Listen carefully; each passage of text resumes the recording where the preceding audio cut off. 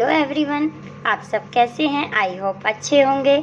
आज के video lecture में हम class 11th English hornbill book से पोम पढ़ेंगे, जिसके पोएट टेड हग्स हैं। ये हॉर्नबिल बुक से हमारी सेकंड पोएम है, जिसका एक्सप्लेनेशन हम लाइन बाय लाइन पढ़ेंगे। तो चलिए स्टार्ट करते हैं पोम का explanation line by line.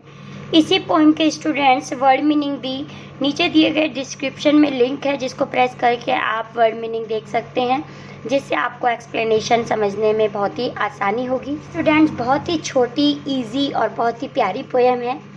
First paragraph है, the laburnum top is silent quite still in the afternoon yellow September sunlight a few leaves yellowing all its seeds fallen।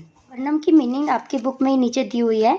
A short tree with hanging branches, yellow flowers and poison seeds. Laburnum एक tree है जिसकी branches लटकी हुई होती हैं, yellow colour के flowers होते हैं और उसके सीड्स जो होते हैं वो क्या बहुत ही जहरीले होते हैं, इसीलिए बर्ड्स उस पर अपना नेस्ट बनाना पसंद करती है। वीडियो में जो ट्री शो हो रहा है यही लेबरनम ट्री है और इसे हिंदी में अमलताश का पेड़ भी कहते हैं। इसी के टॉप यानी कि इसके हाईएस्ट पार्ट की बात हो रही है, हाईएस्ट टॉप की बात हो रही है ट्री के, और कह रहे हैं कि वो बहुत ही साइलेंट, क्वाइट और स्टिल है। साइलेंट, उस पर कोई भी आवाज़ नहीं है, चुपचाप है, स्टिल है, स्थिर है, मतलब बेजान सा है, उसमें कोई लाइफलेस बिल्कुल दिखाई दे रहा है। इन the afternoon yellow September sunlight, afternoon का समय है, दोपहर का समय है। सेप्टेम्बर क्यों कहा गया है? क्योंकि ऑटम का समय होगा यहाँ, और सारी उसकी लीव्स क्या हैं, झड़ चुकी हैं, और सनलाइट भी उसके ऊपर पड़ रही है। और आ फ्यू लीव्स येलोइंग, उसकी जो पत्तियां हैं वो भी काफ़ी पीली पड़ गई हैं। ऑल इट्स सीड्स फॉलन, और उसके जो सीड्स हैं वो नीचे गिर चुके हैं। Now second paragraph, till the goldfinch comes with a twitching chirp. Goldfinch किसे कहते हैं? आ स्मॉल सिंगिंग बर्ड है और येलो फीदर्स, जिसके फीदर्स क्या हैं, येलो हैं, और उसे हिंदी में सोन चिड़ी कहा जाता है।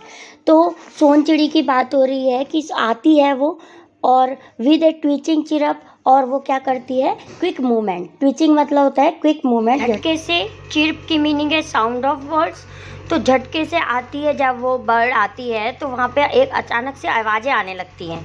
आ suddenness, a startlement at the branch end. Suddenness की मीनिंग होती है क्विकनेस, यानी कि अचानक, एंड स्टार्टलमेंट्स की मीनिंग है फीलिंग सडन शॉक, अचानक से चौकन्ना हो जाना। जब वो सोन चिड़ी उस पेड़ की ब्रांच के एंड पे आकर बैठती है तो पेड़ में क्या होता है, अचानक से ऐसे जैसे करंट नहीं लग जाता, कुछ चीज़ हिल जाती है तो मूवमेंट सी आ जाती है और वहाँ पे आवाज़ आने लगती है। Then sleek as a lizard and alert and abrupt. Alert की मीनिंग है चौकस हो जाना, एब्रप्ट की मीनिंग है सडन या रैपिड, यानी कि तेज़ी से, फास्ट, तेज़ी से। जो पेड़ अभी तक क्या था, बिल्कुल ही साइलेंट था, लाइफलेस जैसा था, और वो जैसे ही गोल्डफिंच बर्ड आके उसके ब्रांच के एंड पे बैठती है तो उसमें अचानक ही मूवमेंट होने लगते हैं पेड़ में। क्यों होने लगते हैं? क्योंकि उसके अंदर एक शायद उसके नेस्ट होगा, नेस्ट में उसके बच्चे होंगे जो उसके आने के मूवमेंट को समझ जाते हैं और अपना आवाज़ें करने लगते हैं।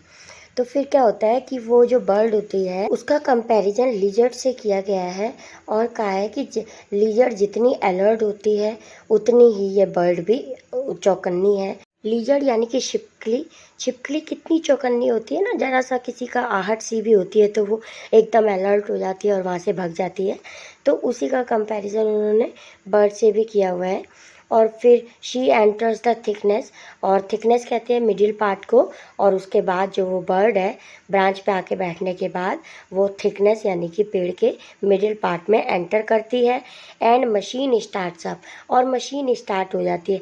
तो यहाँ ये जो मशीन का कंपैरिजन है वो बर्ड के बच्चों से किया गया है, और वो मशीन स्टार्ट हो जाती है। एक्चुअली कोई मशीन नहीं चलती वहाँ पे, तो उसके बर्ड की आवाज़ें आनी शुरू हो जाती हैं।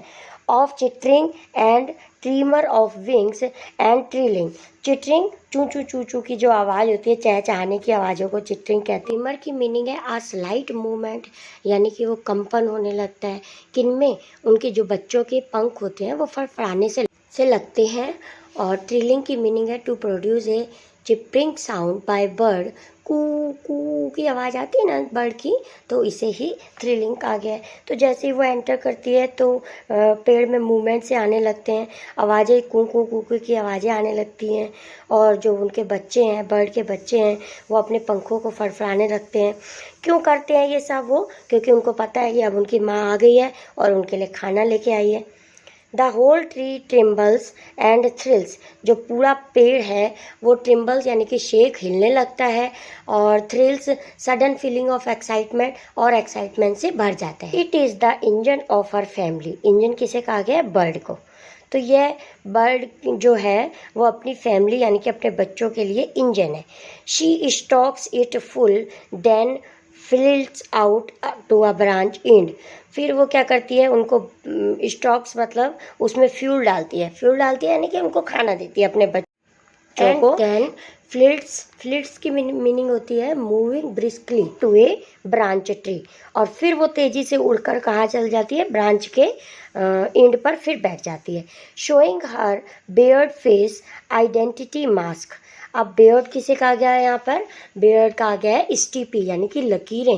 वैसे पूरी बर्ड जो है वो येलो कलर की है, लेकिन उसके फेस पे कुछ ब्लैक कलर का पार्ट्स है, मास्क है, जो जिससे उसकी आइडेंटिटी हमें पता चलती है। क्योंकि पूरा पेड़ क्या है? येलो है, लीव्स भी येलो है, तो बर्ड के फीदर से भी येलो है, तो पता नहीं चल पाता। लेकिन जब वो एंड पे आके बैठती है ब्रांच के, तो हमें पता चलता है कि किससे पता चलता है? उसके बेयर्ड फेस से, यानी कि उसके जो फेस पे ब्लैक कलर की लकीरें हैं उससे हमें पता चल जाता है कि अब ये गोल्डफिंच बर्ड यहाँ आई थी। गोल्डफिंच बर्ड है, सोन चिड़ी है, जिसके फैदर्स बिल्कुल येलो है और फेस पे मास्क है, तो इसी की वजह से हम इसको पहचान पाते हैं।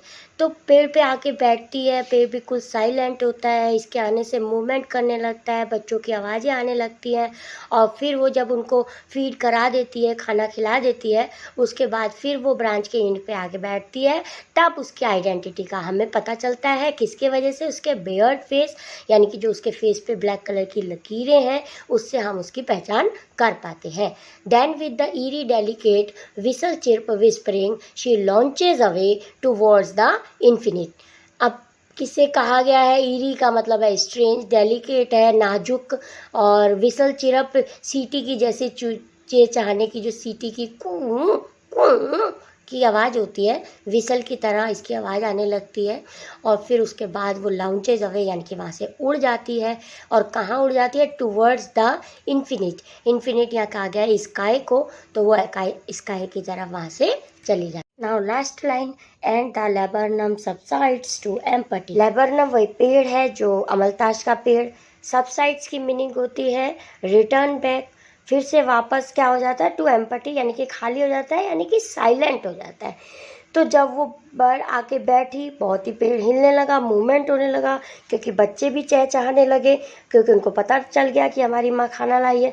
पर जब वो उड़ के फिर आसमान की तरफ चली जाती है बर्ड, सोनचिड़ी चली जाती है, तो फिर से वापस से जो पेड़ है वो फिर से साइलेंट हो जाता है, और वो पूरी तरह से फिर स्थिर हो जाता है। यहाँ स्टूडेंट्स इस पोम का एक्सप्लेनेशन ख़त्म होता है, और इसकी थीम क्या है? Power of love.